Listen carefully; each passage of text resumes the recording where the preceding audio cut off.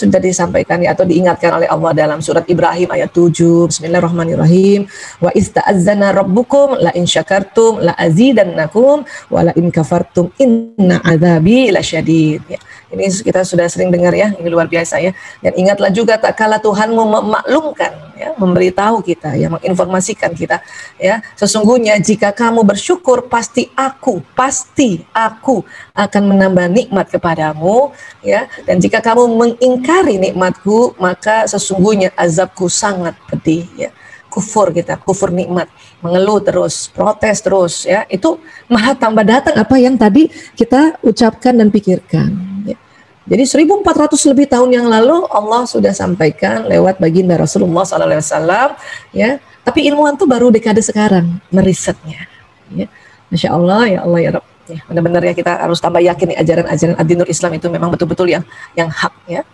Baik, itu law of attraction ya. Saya ulang sedikit supaya kita ingat, oh iya ya, ternyata sekarang ini itu tadi yang habis kita ngobrol sama-sama ya, perkuat kita punya doa, perkuat kita punya niatan yang baik, perkuat kita punya prasangka yang baik. Kalaupun memang ada prasangka buruk itu penting juga, jangan juga kita tampik. Kalau ada sinyal di dalam otak kita rasa nggak enak, ada apa ya, kok aku nggak enak ya, kita udah cek semua, tensi cek di apa semuanya ya, nadi cek semua bagus, terus ada apa ya, tadi kayaknya gembira ya, habis makan juga, habis minum juga, ya Allah ini ada sesuatu ya, ada pesan ya secara di alam semesta ini, karena kita tangkap tadi lewat titik-titik tadi ya, makanya segeralah kita doa, ya Allah ini pasti ada sesuatu nih yang nggak enak nih, bisa karena gempa, bisa ada keluarga mau meninggal ya. Saya pun juga beberapa hari sebelum ibunya Mbak Nining meninggal tuh udah nggak enak, termasuk Mbak Nining juga ya, dia selalu ngomong kematian sama suaminya dalam waktu 1 minggu. Itu sebetulnya karena orang yang sudah mau meninggal ini kan dikatakan 40 hari sebelumnya itu karena programnya memang sudah ada di otaknya bahwa tanggal sekian, jam sekian, hari sekian meninggal, itu sudah keluar vibrasinya 40 hari sebelumnya. Biasanya ditangkap oleh orang-orang sekitar, ditangkap juga oleh orang yang sedang dekat saat itu hubungannya, ditangkap juga pada orang-orang yang memang peka, dia punya pembuluh meridian tadi. Bahkan ada gempa itu, kadang orang yang peka itu mau gempa, karena gempa itu bukan ujuk-ujuk hari ini, jam ini. Sebelumnya itu di bawah kulit bumi, dia sudah terjadi pergerakan, itu sudah tertangkap juga oleh ya orang-orang yang pembuluh meridiannya itu senantiasa ya berjalannya lancar, terjaga. Orang-orang yang menjaga wudunya itu orang yang menjadi orang yang sangat peka itu terhadap informasi di alam semesta ini ya. Itu ya. Berikutnya law of connection. Basic kita jelas ya, connection ini kan hubungan ya. Di dalam Islam kita diajarkan untuk hablum minallah ya. Tentu ya kita juga tahu bahwa kita juga disuruh koneksi dengan sesama manusia, hablum minannas ya. Di mana hablum minallah ya, memang ini kita aspek ubudiyah kita, ibadah kita atau ritual ibadah kita kepada Allah itu dikatakan sebagai ya salah satu hubungan hablum minallah gitu. Walaupun sebetulnya hubungan kita pada manusia, hubungan kita pada alam semesta ini, pada makhluk yang lain itu juga adalah manifestasi dari hablum minallah juga. Dan kemudian kalau kita hari ini kita bicara law of connection, berarti kita bicara hablum minannas ya. Jadi hablum minannas ini kan nanti akan berbentuk sebagai muamalah ya. Amalah ya, yu'amilu, perbuatan, perlakuan atau tindakan terhadap orang lain, muamalah. Ya, kita juga saling ketemu lewat virtual Zoom ini juga dalam rangka muamalah. Ya, ini hablum minannas. Ya, itu makanya waktu saya tadi malam tahu, ini semua bahagia banget. Kenapa? Berarti tersambung lagi kita punya hablum minannas. Ya, walaupun saya yakin juga selama ini pasti tersambung, walaupun lewat media yang lain. Tapi kalau bisa ketemu gini kan itu luar biasa, asik sekali. Karena itu yang nanti membawa keberuntungan. Ya, baik. Nah. Kemudian basicnya ini apa? Ali Imran 112 ya. Bismillahirrahmanirrahim. Ya, duribat alaihi muzdillatu ainama fukifu. Ya, illa bihablim minallah wa hablim minannas. Mereka diliputi kehinaan di mana saja mereka berada, kecuali jika mereka berpegang kepada tali agama Allah dan tali perjanjian dengan manusia. Dan ini ada sambungan ayatnya ya, kita ambil ini saja baru penggalan ayat saja itu maknanya luar biasa. Jadi kita kalau kemana aja itu pasti bisa hina itu kalau kita ya tidak berpegang pada hablum minallah dan hablum minannas. Kita kalau ya nggak punya cara-cara bagaimana berhubungan dengan manusia, dengan teman, dengan sahabat, ya selalu berantem aja. Kalau kita sama teman ada aja konflik itu, makanya ya kita diliputi kehinaan itu. Ya. Dan memang ini semua harus kita terus belajar, terus belajar. Ya. Baik, nah hablum minannas ini ya memang perlu mempelajari lebih detail cara-cara berinteraksi baik pada diri sendiri dan dengan orang lain. Ya. Karena apa? Karena gaya komunikasi kita nih mungkin berbeda dengan mitra kita atau pasangan kita, ya. Mitra taklim kita, mitra kerja kita, mitra di sekolah kita, misalnya gitu ya. Nah itu karena berbeda. Ya. Kenapa berbedanya? Karena pembawaannya memang berbeda. Ini juga saya sering bahas ini surat Al-Isra ayat 84 ya. Bismillahirrahmanirrahim. Qul kullu ya'malu ala syakilatihi wa rabbukum a'malu biman huwa ahda sabila. Katakanlah wahai Muhammad, setiap orang berbuat sesuai dengan pembawaannya masing-masing. Maka Tuhanmu lebih mengetahui siapa yang lebih benar jalannya. Ya, ini kalau kita membahas waktu lalu-lalu ya, Rumil juga, apalagi Rumil nih, sering banget Bu Isa cerita juga tentang watak kita, tentang cara bicara kita karena diwarnai oleh watak, dan watak itu genetik. Ya, itulah disampaikan dalam Al-Isra 84 ini sesuai pembawaannya masing-masing. Ya, ini bahasa, kalau bahasa yang dalam teori-teori badan tubuh manusia itu namanya genetik. Ya, dia diturunkan. Ya, dan kita tidak boleh menghina watak sesama ya orang, ya, menghina wataknya pasangan hidup, menghina watak anak-anak karena dia tidak sama dengan kita, itu pantang banget. Kenapa? Karena ini dalam surat Al-Isra 84 ini Allah ya berfirman, maka Tuhanmu lebih mengetahui siapa yang lebih benar jalannya. Ya, karena semuanya bagus, Allah yang ciptakan semua watak itu. Ya. Makanya di dalam kajian-kajian watak ya, baik dari Bu Isa atau dari yang lainnya atau teman-teman psikolog, karena ini sebenarnya ranahnya psikolog ya. Tapi kita boleh belajar ini secara populer. Ya. Agar apa? Agar kita menjadi orang yang bisa mengetahui kondisi mental kejiwaan, ya, bawaannya kita punya diri sendiri, bawaannya anak-anak, bawaannya pasangan hidup, bawaannya ya teman-teman sahabat sekeliling kita. Ini boleh dipelajari sendiri. Ya. Oke, nah, kita waktu itu sudah belajar dengan berbagai macam. Ya, sebetulnya banyak banget ya pembelajaran tentang watak, tapi nanti balik-baliknya cuma dibagi 4 besar ya. Jadi kalau sahabat-sahabat menemukan ada orang seminar tentang watak akhirnya dibagi misalnya jadi 8 kah, jadi 16, itu sebetulnya ya basicnya akan terbagi 4 besar ya. Jadi pernah kita belajar ada orang yang memang hasratnya damai. Diistilahkan supaya enak ya, pragmatis, diistilahkannya. Atau nggak mau pakai pragmatis, bilang aja orang damai, nggak apa-apa juga. Ini supaya universal aja. Ya, ini bahasa psikologi kepribadian pragmatis ini, itu sudah ada istilah pragmatis ini sejak 300 tahun sebelum Masehi. Ya, Hippocrates yang menggolkan nama-nama daripada nama-nama watak yang sampai sekarang, bayangkan 300 tahun sebelum Masehi sampai sekarang masih abadi. Berarti apa? Berarti ilmunya itu diridhoi oleh Allah. Ya kan? Nah, kemudian apalagi ya, orang pragmatis ini, orang damai ini, cara berpikirnya ya, kalimat-kalimat yang ada di otaknya itu lebih banyak seringnya bertanya bagaimana. Gimana ya? Bagaimana ya gitu. Kalau kita punya suami yang pragmatis, orang damai, dia senang kalau kita menjelaskan bagaimana caranya. Atau punya anak pragmatis, ya, ciri khas pragmatis sudah jelas ya, damai, nggak mau konflik, banyak yang terserah gitu ya. Nah, itu senang kalau kita menjelaskan bagaimana caranya. Ya, nah, kemudian apalagi lihat watak lain, melankolis. Ini hasratnya sempurna, mau perfect, melakukan sesuatu dengan benar, dengan teratur, dengan mendalam, nah itu. Ya, nah, orang melankolis juga ini istilah yang sama, Hippocrates 300 tahun sebelum Masehi sudah ada, ya, dan tetap masih dipakai sampai sekarang. Karena apa? Karena ini sudah universal banget. Kalau melankolis apa cara berpikirnya? Dimulai dari pertanyaan apa atau kata ini dia, mengapa? Kenapa? Kenapa begitu? Itu otaknya selalu kenapa? Kenapa? Jadi misalnya kalau punya pasangan hidup orang melankolis, siap-siaplah menjawabnya karena dia bertanyanya mengapa, ya karena gitu. Karena ya tidak perlu kita membahas caranya, karena gitu. Nah ini kenapa? Udah dijawab juga masih tetap kenapa? Kenapa? Ini orang melankolis ya. Ini perlu kita tahu dia pakem-pakem cara berpikir mereka ya. Kemudian apalagi koleris yang hasrat mengatur ini, yang mau cepat, tepat, tegas ya. Ya ini dia mengatur hasratnya. Nah, kalau orang koleris itu di otaknya dia senantiasa bertanya apa tujuannya, apa manfaatnya, apa maunya sih ini, apa gitu. Ya jawab aja apanya. Kalau kita bilang apa, berarti jawabannya harus yang to the point. Ya, apa tujuan belajar watak? 1, untuk tahu diri kita ini ya, apa kekuatan dan kelemahannya, misalnya gitu. Ya. Dan untuk tahu bagaimana orang lain juga cukup. Ya. Kenapa kita belajar watak? Nah ini baru nanti karena di tubuh manusia, di otak manusia secara genetika ada bawaan atau ada gen-gen yang membawa ya warna pembawaan dari itu. Kenapa? Bagaimana cara mengetahui watak? Nah, itu tadi diajarkan. Jadi ada teknik-tekniknya, bisa pakai foto aura, bisa pakai fingerprint, bisa pakai borang atau form yang ada pada teman-teman psikolog yang cukup detil. Bisa juga pakai cara cepat yang biasanya di seminarnya Bu Aisyah. Nah, itu bagaimananya gitu. Nanti satu lagi watak yang namanya sanguinis, yang hasratnya gembira. Gembira aja terus dia, Masya Allah. Sedih pun dia gembira, nggak ketahuan dia kesedihannya. Ya. Nah, kalau orang sanguinis dia tanya siapa?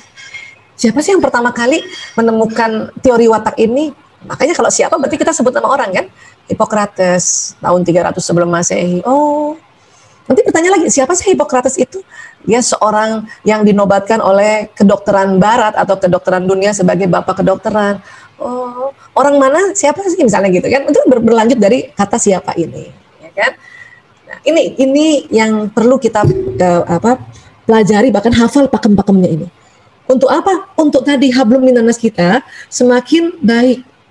Ya, memang sekarang kita kan tidak berinteraksi banyak keluar rumah ya. Hablum minanasnya tentu sama pasangan hidup, sama anak, sama orang-orang yang ada dekat di rumah kita, yang ada juga mungkin mbak kita, khadimat kita juga misalnya ya, driver kita. Kita harus mulai tahu dia ini wataknya yang mana, hasratnya yang mana, cara berpikirnya yang mana. Tentu empat-empatnya ini pasti bisa dia pikirkan, tetapi dominannya yang mana cara berpikir dia gitu. Ya. Contoh misalnya Bu Isa itu selalu mencari sesuatu bagaimana caranya. Makanya modul-modulnya Bu Isa mengajarkan bagaimana caranya. Ya, walaupun tentu karena kita sudah tahu bahwa semua watak akan melihat seminar ini, tentu kita bisa bahas juga siapa yang menemukannya, apa sih tujuannya, kenapa begitu. Tapi sebagai seorang pragmatis itu lebih bisa menjelaskan bagaimana caranya. Ya. Pada saat itu suami Bu Isa ya Toto kan koleris. Dia selalu apa? Jadi kalau Bu Isa bikin seminar, dia selalu tanya apa tujuan kamu bikin seminar? Apa manfaatnya? Apa maksudnya? Nah, Bu Isa kalau ditanya apa, suka malas. Apa tujuan kamu ikut bikin seminar? Apa tujuan kamu bikin training-training itu? Tanya balik Bu Isa, apa ya? Kamu jangan tanya apa deh, mendingan tanya gimana caranya saya bikin seminar itu. Itu dulu bertengkar gara-gara itu. Artinya hablum minanas dengan pasangan, dengan orang yang terdekat kan jadi buruk kan? Makanya setelah tahu ilmu ini, ya Allah, ya harusnya saya bisa juga untuk menjawab pertanyaannya. Tapi itu keringat dingin loh. Karena buat seorang pragmatis ditanya apa tuh keringat dingin. Apa tujuannya keringat dingin? Ya. Tapi kalau misalnya Ayah Toto bilang, gimana Bu Aisyah caranya sih kalau orang kita untuk ya merubah pikiran negatif ke positif, itu langsung gampang Bu Aisyah ceritakan. Gitu. Ya. Sama misalnya kalau saya tanya sama Ayah Toto juga ya, gimana sih caranya mekanisme manajemen rumah sakit? Malas dia jawab. Ya. Langsung dia rujuk, udah kamu tanya aja tuh sama administrasi rumah sakit.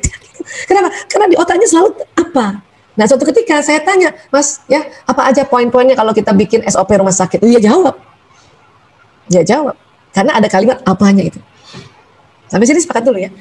Karena ini adalah sesuatu konsep yang sebetulnya ada di badan kita, di otak kita, yang ilmuwan menemukan dan kita pakai sebagai praktisi.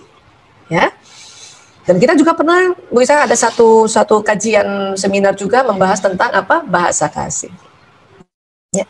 Jadi orang pragmatis ini kalau kita mau ngomong pada dia dan ingin menyampaikan sesuatu, dia senang banget sambil disentuh. Ya. Cuma ini tadi nih, dalam kondisi pandemi ini orang pragmatis ini udah susah banget peluk atau pegang atau sama temen yang atau orang-orang di luar rumah ya. Tapi itu tadi kita bisa lakukannya di dalam rumah. Ya. Gitu ya. Nah, kalau orang melankolis dia senang bahasa kasih primernya waktu yang berkualitas bersama. Ya. Bunda ya atau para istri yang punya suami yang melankolis ya, dia bahasa kasihnya yang dia kalau terpenuhi itu dia merasa pasangannya sangat mencintainya. Apa sih itu tadi waktu berkualitas bersama ya. Bude Ineke, Pak Ade kan melankolis ya Bude. Nah Pak Ade tuh seneng banget misalnya Bude temenin ya, duduk di sampingnya walaupun gak diajak ngomong misalnya ya. Ada banyak orang melankolis di awalnya banyak ngomong karena dia pemikir ya, tapi karena dia lihat orang di sampingnya atau pasangan di sampingnya atau orang tua yang di sampingnya, kalau ini anak melankolis ya, udah 15 menit masih tahan duduk di sampingnya, baru dia mau ajak ngomong. Dia kebutuhannya waktu yang berkualitas bersama. Cuman karena pemikir, melankolis ini pemikir, dia nggak ngomong. Kadang-kadang orang di sampingnya udah nggak betah. Ini 10 menit saya di sampingnya tapi nggak diajak ngomong. Makanya kita beranjak dari tempat itu. Maka orang melankolis menganggap dia nggak sayang sama aku. Termasuk anak melankolis. Ya, nah itu. Hanya kalau punya suami melankolis atau anak melankolis tahan untuk ya duduk di sampingnya walaupun dia nggak ajak ngomong, tahan.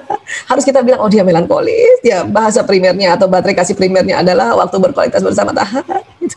Ya.